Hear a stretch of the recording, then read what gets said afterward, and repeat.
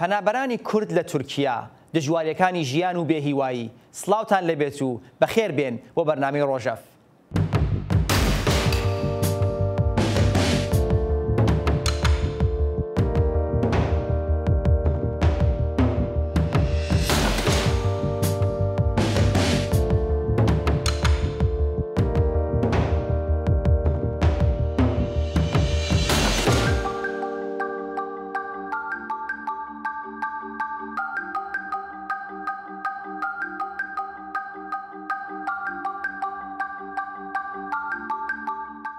ساڵانێکی زۆرە تورکیا یەکەم ویسکەی سەفەری دوور و درێژی پەنابەری ئەو ئێرانیانەیە کە بە هۆکاری جۆرا و جۆرەوە ئێران جێدەهێڵن و دەچنە هەندەران.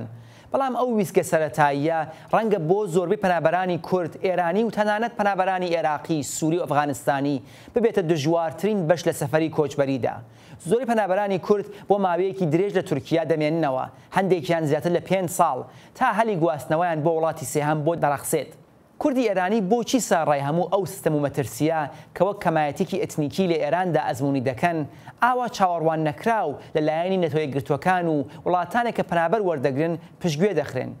ژن و پیاوی پەنابەری کورد لە ئەو چەند ساڵێک کە لە تورکیا دەمێننەوە چۆن خۆیان بەخێو دەکەن و چەند گوشار و ئازاری نایاسایی ئەزموون دەکەن. ئازیزان، بۆ باسە سەرم تەوەرە ئەمڕۆ لە بەرنامە 3 میوانمان لەگەڵ دەبێت، بەڵام پێش ئەوەی بچین لای میوانەکان فەرمون لەگەڵ راپۆرتێکی کورد لەم پەیوەندیەدا.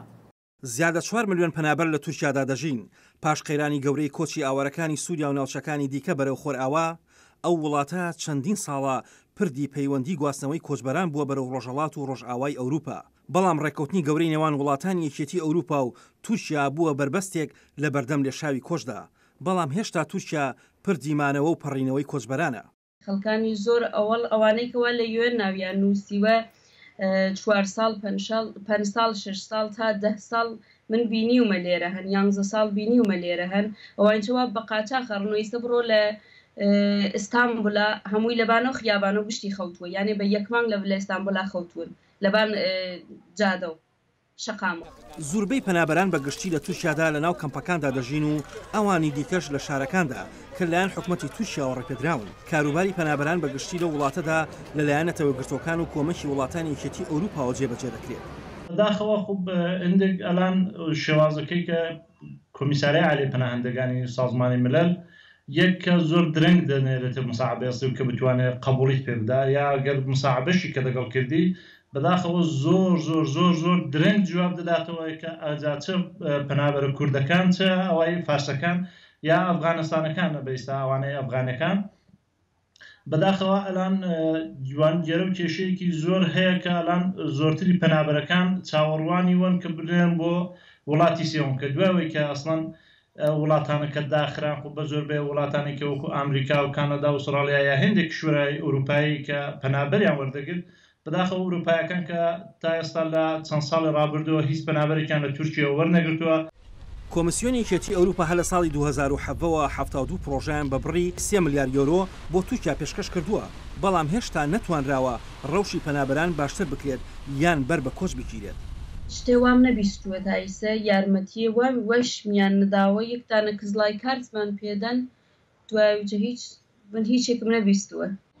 هاوکات باز لە ژیانی خۆی دەکات و دەڵێت بۆ ئەوانەی کەوا خانەوادەن هاتوون باز کەمێک باشترە چونکە لێرە جۆرێکە نازانم چۆن بێژم درۆستیش نییە بێژم خاص ئەو فەرەنگە جێ نەکەوتیە بۆیان مەسە من ژنێک تەنیام جۆرەتر تواشای من نەکەن. من کێشەی زۆرم بۆ پێش هاتیە بەخاطرەوە ژنێکە لێرە تەنیام یانێ تەجاوز بە ڕۆق و ڕەوانم کریاوە فقط بەخاطرەوە ژنێکە تەنیا مێژن تۆ لەکوێ پارە تێریت و نازام چۆن ژیانەکەیت و دوایچە پەنابەرەکان ئێمە گشتبان وەکو یەک وین فقط تەنیا خاسیکی ئەوانەوە تەک خانەواتەکەیانە هاتیین هۆشیانە بەیەکە و بەڵام کەسێکە وەک من تەنیاستە کناڵەکە زۆر سەختە. گرفتی کار و دابینکردنی بژێوی ژیان و خوێندن و تەندروستی گرفتە گەورەکانی پەنابەرانن لە تورکیادا بەگشتی. لە بواری سەلامەتی و ڕوحی و ڕەوانیەوە پەناهەندە نیە بڵێ تووشی کێشە و نەخۆشی دەرونی یا نەخۆشای جوراجور کە لەسەر و فشاری عەسەبی و ئەوانێک کە بەسەریاندا دێ تووشی نەخۆشایەکی سیر و سەمەر دەبن کە لێرە دوو بۆ بواری منداڵی مەدرسە کە بتوانێت بچێتە مەدرسە بەڵام خۆ تا مەقتەعێک دەتوانن بچێتە مەدرسە کێشەش نییە بووە ئەوە خۆب سازمانی ملل یا دەوڵەتی تورکێژەوە لە هاوکاری دەکات بەڵام تا مەقتەعێک لەوە زیاتر ناتوانانی بخوێنی یاگەر بشوێنی هێندێک ئەو شتێکە تو پێویستە پێخۆشە ئیدامەی بدەیت بتوانانی کاری لەسەر بکەی خۆب دەوڵەتی تورکیا ئیزازە نادات و هێندێک ڕشتە هەیەکی کە بۆ خۆت پێخۆشەوە ئاواتەخوازی بخوێنی بۆ واری کارکردن ئەلانی شوێر وەکو ساڵانی پێشوو کارکردن هەر لێرە دیسان هەر مەمنوعە قاچاقەیەکە زۆرتر پەنابەرەکان بە قاچاق کار دەکەن بۆ خانمێکیش گرفتەکان گەورەترن بۆ مناڵەکانمان باشترن کێشیان نییە بۆ مەکتەب شتە بەڵام بۆ خۆمان ئێمە ناتوانین هیچ یعنی لێرە هیچ هویەتێکمان نیە مەس ناتوانین بڕین مەسایسە من 2 ساڵ و نێمە لێرە لە جێ خۆما وێستیاوم هیچ کارێکم نەکردووە نەمتوانی هیچ پیشرەفتێ بکەم بە شوێن کارێکا بچم بە شوێن نازانم دەرسا بڕم هیچ کارێک ناتوانم من بکەم چونکە لێرە من پەناجوم حەقەوەمە نییە ئیسە بڕم دەرس بخوێنم یا ئێدامە بەم حتا مەسەڵەن من ئیسە شۆغڵم خەیاتی ناتوانم دوکانێ بۆ خۆم دانما سەرباری خراپی ژیان و گوزەرانی پەنابەران هەندێک لە پەنابەرانی ئێران مەترسی لەسەر ژیانیشان هەیە ئەو کێشەیەکە وەکو بەیسا هەڕەشەکردن وەکو کوشتن وەکو زۆر تهدیدکردن لە وانیی کە لە تەرەف جەمهوری ئیسلامی وێرانەوە ئەلانیش بە هەندێک جۆرا و جۆری دیکە فقە شێوازەکەی گۆڕاودنا ئەو شتە هەر هەیە لە چەند ساڵی ڕابردوودا مەسەڵەن لە مرکزی کشوری تورکیەدا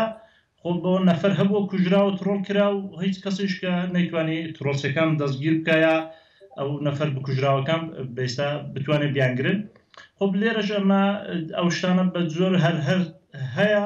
ئەم مەسەن چەندین مانگ لەوەی پێش کە ماشێنایی نیروی انتیزامی ئێرانی ئەوەی کە بە لیباس شەخسی و دەهاتن لە نێو شاری دەگەڕان بۆ خۆیان بە جوانی دێن و دەچن کە هیچ کەس ناتوانێت پێشیان پێ بگرێ یا عەدەقەڵ نایانگرن سەختی دابینکردنی بژێوی ژیان و مانەوە لە تورکیادا وەک پەنابەر لە ئەستۆی نەتەوەی گرتوەکان و ڕێکخراوە جیهانیەکاندایە کە بایەق بە پەنابەران دەدەن بەڵام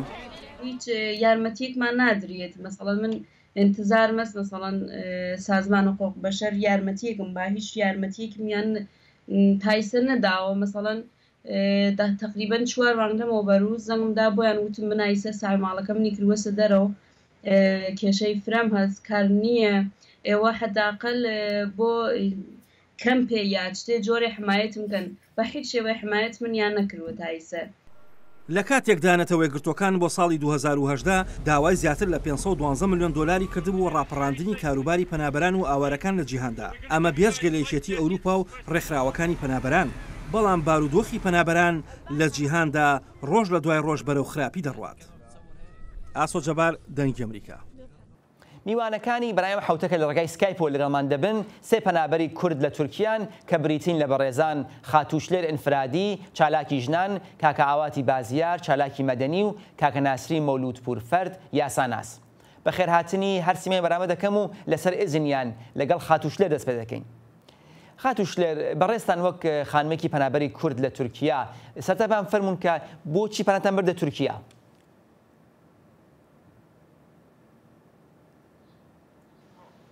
ببورم بەداخەوە کشتێکمان هەبوو دەنگی خاتوشلێر نەدەهات. کاک ئاوات بەڕێستان باسی ئەوم بۆ بکەن کە چەند ساڵە لە تورکیا ماونەتەوە و بۆچی پەناتان بردە تورکیا؟ ئەمن 4 ساڵە لە تورکیا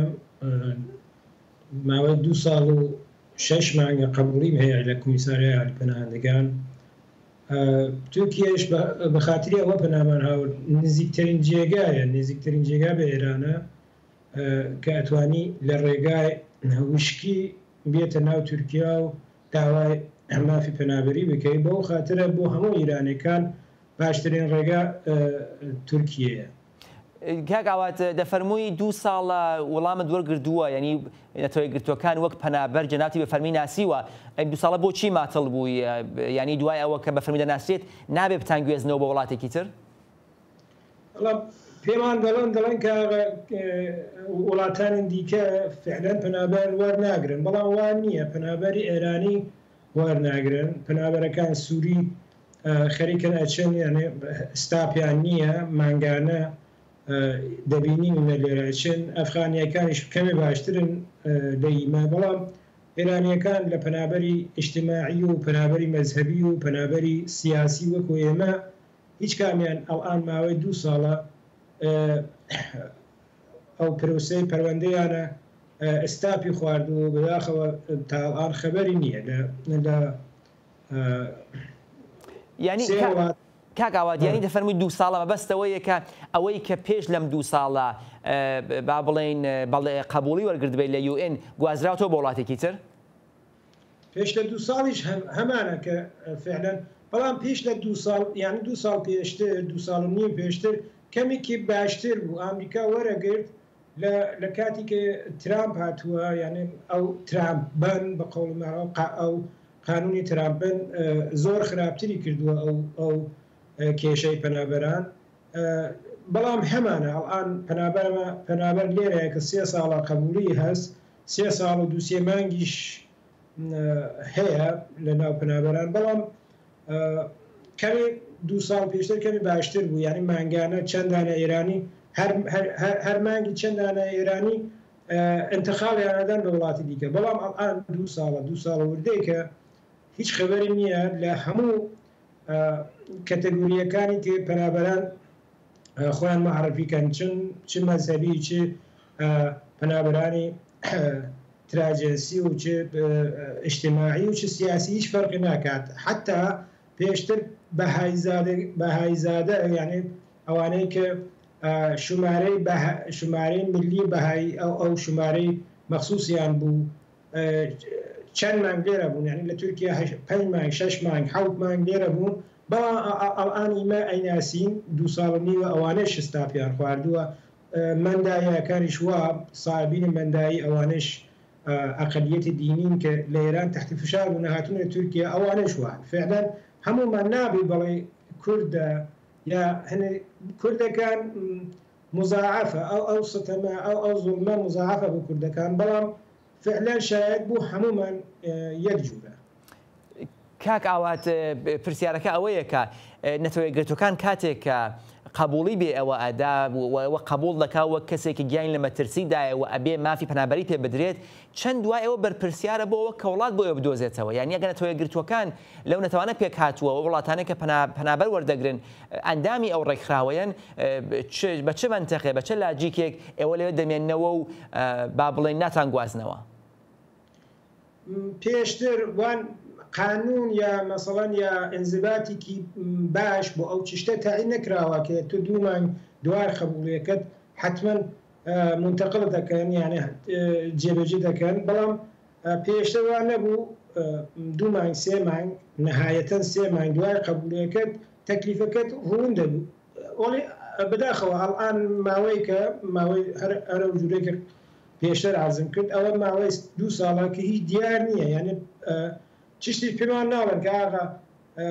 ئەسڵەن جێبەجێتانەکەیم جایگوزینتانەکەیم ناکەیم چشتی ناڵن تەنیا چشتی کە هەیە ئەو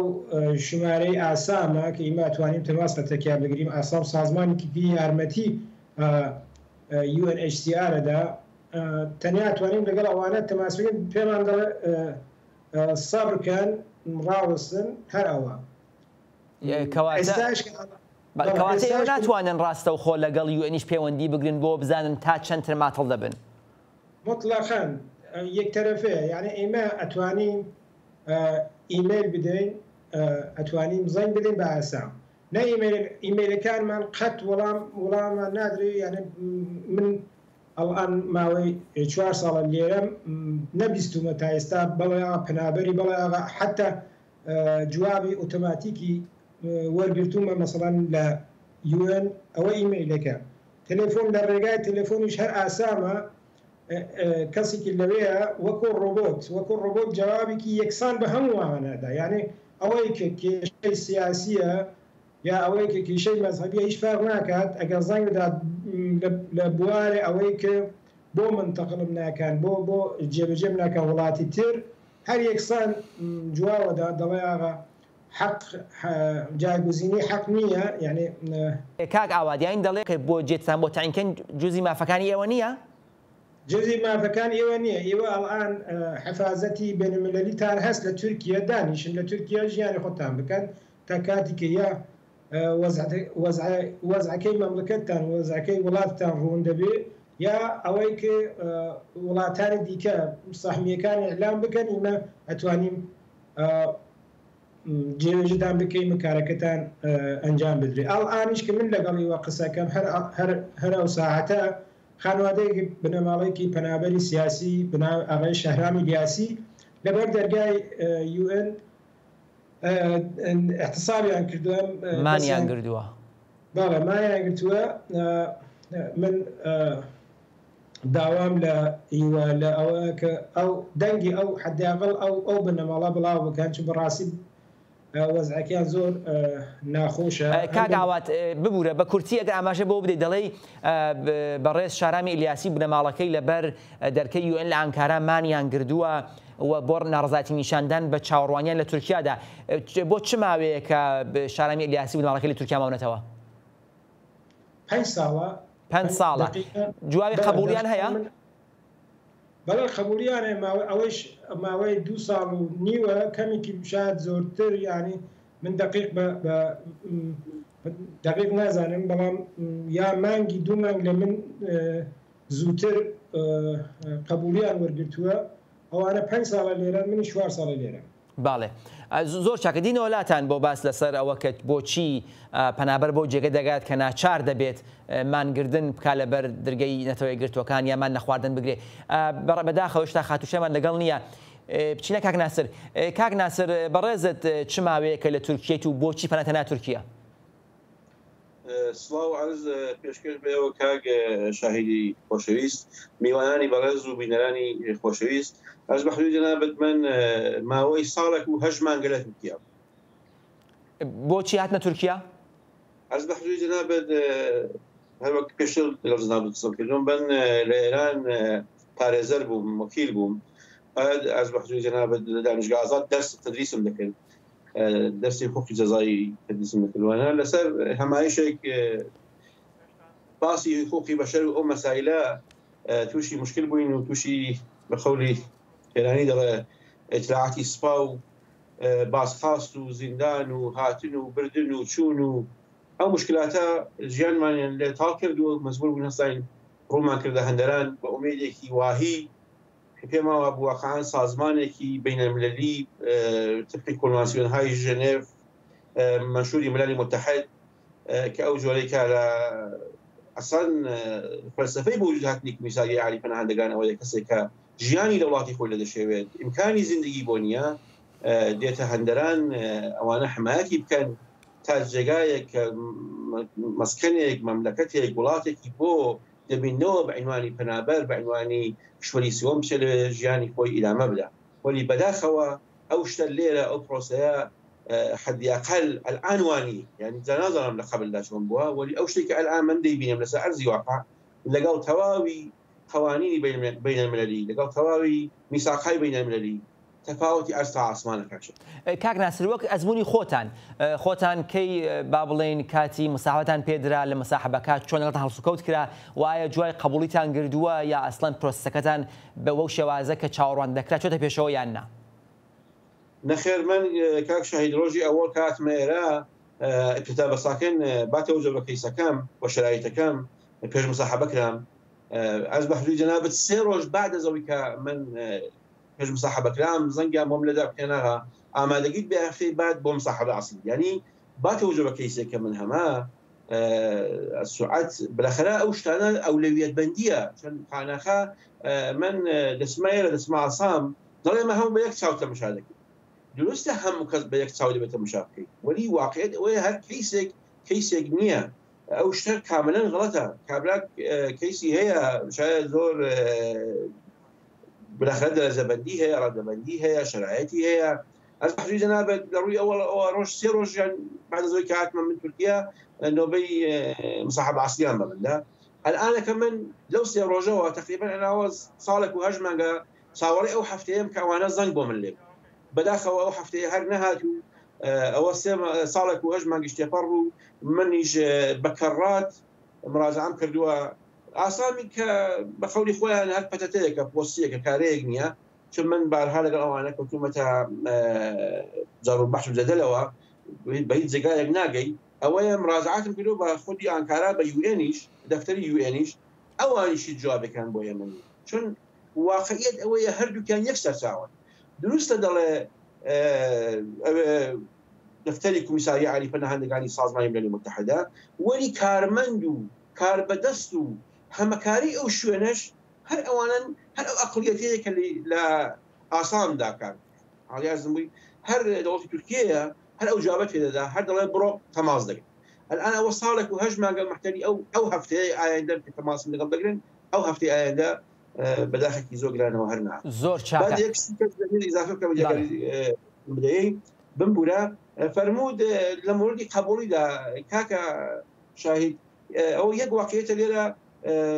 قبول بوون هیچ حقێک بۆ پەناهەندە ئیجاد ناکات بەداخەوە تبقی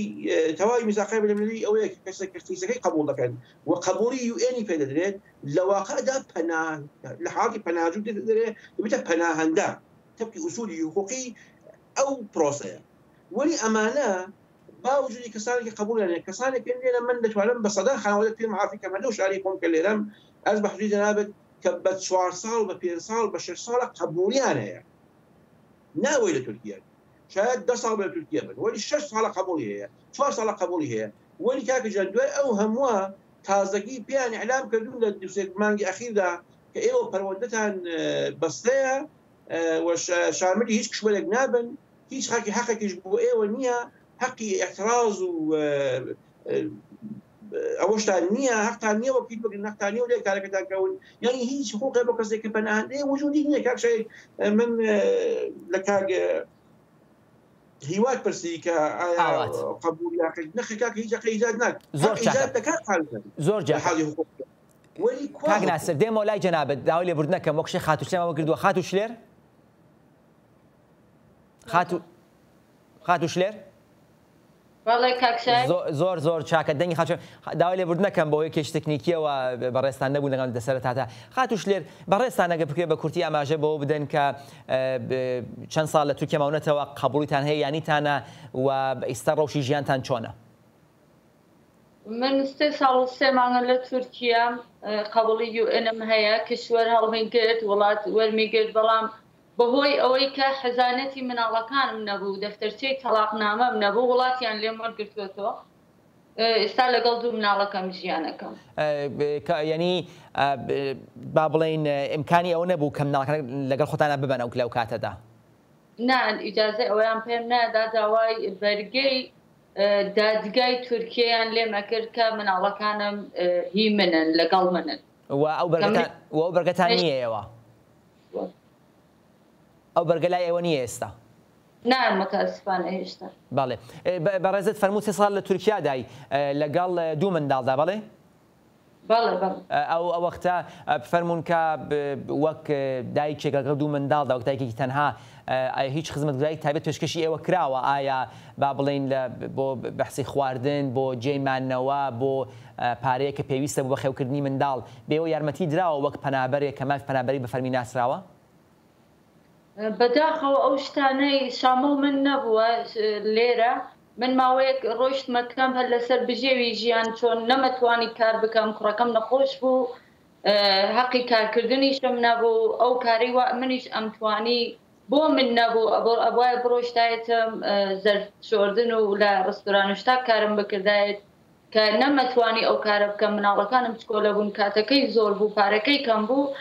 من پەنام هێنا بە کەمپ ڕۆشتمە کەمپ لە کەمپا دانیشتم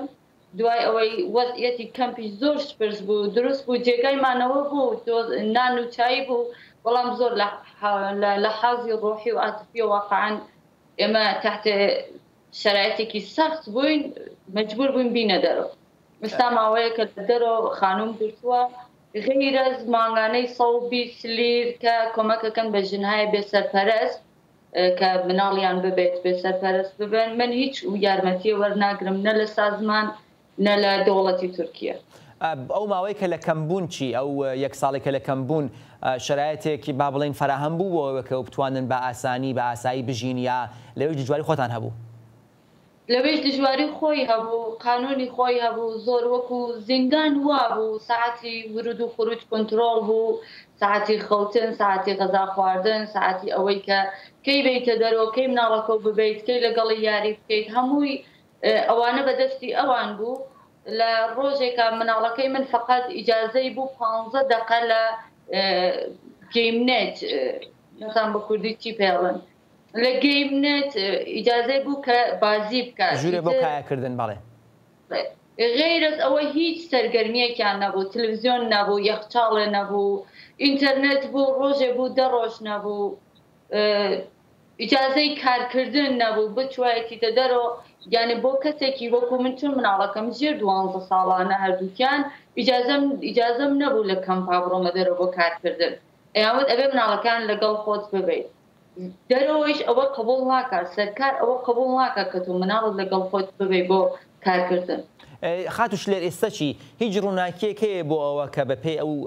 هەلومەرجە تایبەتە کە ئێوە تێدا دەژین وڵاتێ دووبارە وەرتان بگرێتەوە ئەو بەرگشت لە دادگا وەربگرن بۆ بتوانن بچنە وڵاتێکی تر والله UN تەنیا جوابێک کە بە منی داوەتەوەڵێ بەرگەکەت بگرە حەزانەتەکەت حەزانەت مناڵەکانت فەکسی بکە بۆ ئێمە ئەو دە مەساحبەیەکی ترت لەگەڵا ئەکەین ئەمە 1 ساڵ و 6 مانگە من هەم بە دوای بەرگەکەم و نەبەرگیان پێداوم نە مەساحبەی تریشیان پێداوم باشە ئەی دادگاچی دژواری هەیە بۆ وەک پەنابەرەی لەوێ کە بتوانن مافی خۆتان لەو بارەوە بەڕاحەتی وەربگرن یا با بڵێن دەوڵەتی تورکیا یا UN بۆ ئێوە پارێزەرێک دابین دەکا بۆ کاری ئاوە پارێزەر دابین ناکات بەڵام بەپای ئەوەی کە پارەیەکی زۆرت لێ نەسێنێت پارێزەرێکی کەم خەرجت پێ معرفی ئەکات کە بۆ منی شوا بوو خۆم پارەمدا بەڵام متاسفانە هیچ کارێتر ناکەن ئێژە فقط ێژم پێم چاوەڕێ بە چۆن ئادرسێک من لە باوکی مناڵەکان ئادرسێکم نییە بەس ژمارە تەلەفۆنێکم هەیە بەرگەی بۆ ڕۆیشتووە ئیمزای نەکردووە کە مناڵەکان بۆ من بێت بەلای منەوە بەڵانیشێژن ئیمزای نەکات هیچ کارێ ناکە یانێ دادگایان لەگەڵ ئێران هیچ فەرقێکی نییە بەنسبەتی با بڵێن هەلی دەرسخوێنە بۆ منداڵەکان چی منداڵەکانی ئێوە مافی ئەویان هەیە کە قوتابخانە بچن لەوێت دەرس بخوێنن لانیکەم لە بواری خوێندنەوە نەکەونە دواوە بەڵێ لێرە ئەچون مناڵەکان بڕۆنە خوێندن چۆن من مناڵەکانم ئێستا لە دەورانی ئیبتیدایین هەردووکیان ئیتر بەڵام بۆ دواییە ئەو جۆرەی کە بیستومە ئەگەر لێرە بمێنینەوە خوانەخواسە ئەو جۆرەی کە ئەبێت ڕشتەی خۆیان ناتوانن انتخاب بکەن ناتوانن ئەو شێوازەی کە خۆیان ئەیانەوێ بڕۆنە دانیشگا ئەبێ هەموو شتێکی بەپێی ئەوانە لە دەستی ئەوانە کە ئەوان انتخاب بکەن ئەمان لە چ ڕشتەیەکا دەرس بخوێنن زۆر شاکە دینۆ لای بەڕێزت کاک ئاوات بەڕێز دیسەوە کەسێک کە 2 ساڵ نیوە قبوڵیت هەیە چیت پێ دەکرێت بۆ ئەوە کە بە شێوازێک مافی ڕۆشتن بۆ وڵاتێکی ئەمن بۆ خۆت دەستە بەرکەی هیچ ڕێگای لەبەردەستا هەیە وڵات چی بەڵێم زۆر ڕێگاکانی مختلفمان ئیمتحان کردووە بەداخەوە هێشتا نەتیجەمان وەرنەگرتووە هەر چاوەڕێم تا بزانم چییە بێ من لە تەکمیلی قسەکانی خاتوشی لێر پێتان بەڵێم منداڵەکان لێرە لە دۆرەی ابتدایی باشترن لە دەورەی ئیلکۆکوڵ ئەو ڕاهنمایی و یا دەبیرستان خراپترە ئەمن کچێکم هەیە ناتوانانی ئەو ڕشتەی کە حەزی لێ انتخاب بکات بێژگە لە ئەوەیش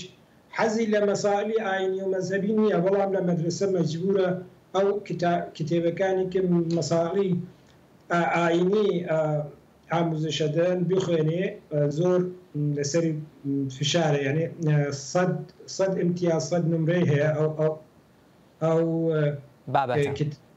ئەو بابەتەی دینیە یعنی هەر کتابەکەی دینی خۆمان لە ئێران ئەوە 100 امتیازی ئەگەر ئەو امتیازە وەرنەگرێ پوانەکە دێتە خوار زۆر دێتە خوار ناتوانانی مەسەڵەن حتا ناتوانانی قبولیش وەربگری بعد ساڵی دیکە لە ئەوڵە ئەو کلاسەی کە بخوێنیم بەداخەوە ئەو مەساڵە لێرە زۆرن یعنی معلمەکان لێرە هەوڵەدەن کە ئەو منداڵە بە تەریقی دین و ئاین هدایەت بکەن ئەوەیش هەیە ئەوەی کێشەی گەورەیەکە بوو کەسهایی کە مەسەڵەن کەیسیان کەیسی مەذهبیە مەسیحیەن یا بەهاییەن لە مەدرسە ناتوانن بەڵێن ئاغا لێرە بەهاییم یا مەسیحیم خۆ ئیمەیشە وەکو ئیمەکە قائل بە هیچ ئاین و مەذهبی نیم بۆ مناڵەکان ئیمەیشە حتا خۆمانیش لێرە مەجبورین بڵێم ئەغا موسڵمانیم یعنی ئەوەی کێشەی گەورەیە یعنی خۆت سانسوریەکەین لە ناو خەڵکە. زۆر سپاس. کاک ناسر جەنابەت چی چەند توانیوتانە وەک یاساناسێک هەوڵ بدەن بۆ وەرگرتنی یارمەتی لە ڕێکخراوەکانی تر ئەو ڕێکخراوە خێرخوازانەکە یا ئێرانین یا کوردین یا نێونەتەوەین و دەتوانن لە کاتی ئاوادا یارمەتەدەری ئێوە بن شتی ئاوا لە تورکیا چالاکە ئێوە توان پەیوەندیان پێوە بکەن؟ جەنابەت هیچ سازمانێکی یارمەتیدەر لێرە غیر از خودی UN و بقولی خۆیان کزیلئای کلمەتە هلالی ئەحمەدی تورکیا لێرە من سازمانێکی کەم نەدیتەوە کۆمەک بکەسە بکات و ئەوانەش کۆمەک بە ئێرانی مطلقاً زۆر کەم لە حەدیوی کە قاتوشدەر فەرمووی کە ژنێکی تەنیایە ماوی 120 لیر ئەوەش ناتوانینی بنەی کۆمەک بۆ مەبلەغانە زندگی دەکرێت. من بە شخصی خۆم لەو ڕۆژەوەی کاتومەتە ئێرە و نە هەر خۆم حدیاقل 50 خانەوادە کە لێرە دایارناسم ئێرانین هیچ یارمەتیەک پێیان تعلق نەگرتووە هیچ شتێک بنێوی یارمەتی غێر لەوەی کە کارتێکی ئەو کملیکە کە بیانوانی بیمەنامە بیمەی دەرمانی و ئەوەی کە جنامیشتر و منداڵەکان دەچنە مەدرسە دەرس دەخێنن شتێکی دیکە من تا بەحاڵ شخصی خۆم نەمدیتوە تەجربەم نەکردووە و ئەگەر مراجعە دەکەین ئەبەتە بە ئەفغانیەکان بە سووریەکان ئەو شتەپەرە دەکا بە ئەوانەکان کۆمەک دەکەن وەلی بە ئێرانەکان تا بەحاڵ من شخصی خۆم کاسە نەمدیتووە و نەشم بیستووە. زۆر چاکە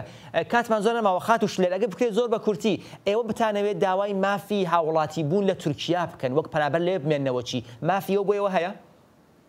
نامتاسفانە ئەوەیشمان نییە ئەو مافەیشمان نییە لێرە شرایط بۆ وەتەنداشتی بۆ تورکیا زۆر سەختە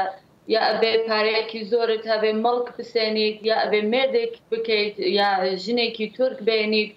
خلاصە یا مناڵەکەت لە دەرەجاتی لە